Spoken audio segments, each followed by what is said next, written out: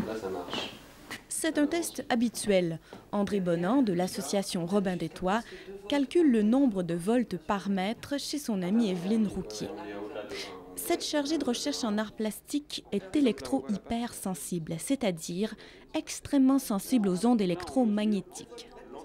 Parmi les sources de son malheur, les antennes relais, le Wi-Fi et les téléphones portables. Les conséquences sont douloureuses.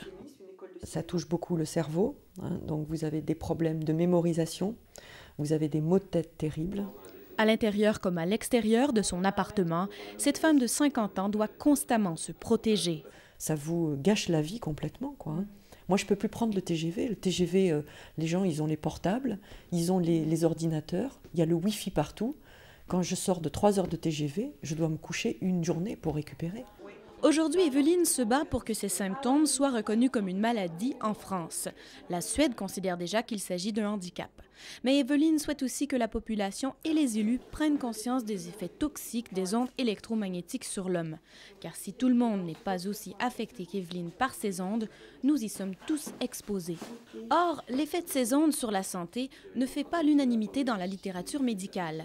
L'Organisation mondiale de la santé reconnaît qu'il y a des risques, mais soutient qu'à la lumière de l'ensemble de la recherche actuelle, les résultats ne sont pas assez concluants pour changer les normes. Pour l'instant, affirme l'OMS, les champs électromagnétiques ne provoquent aucun effet indésirable à long terme, comme le cancer. Les opérateurs s'appuient sur ce flou scientifique pour assurer qu'il n'y a pas de danger. Mais de plus en plus d'experts s'intéressent à la question, comme le cancérologue Dominique Bellepomme, dont les propos ont déjà attiré plus d'1 millier d'internautes.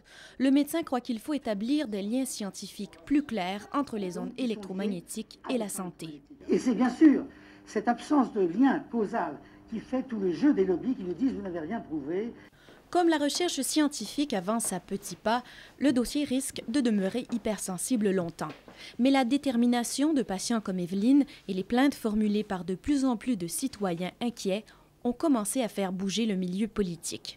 Après Paris, le gouvernement français vient d'annoncer qu'il se penche sur la question. Il a promis une table ronde sur les risques liés à la téléphonie mobile.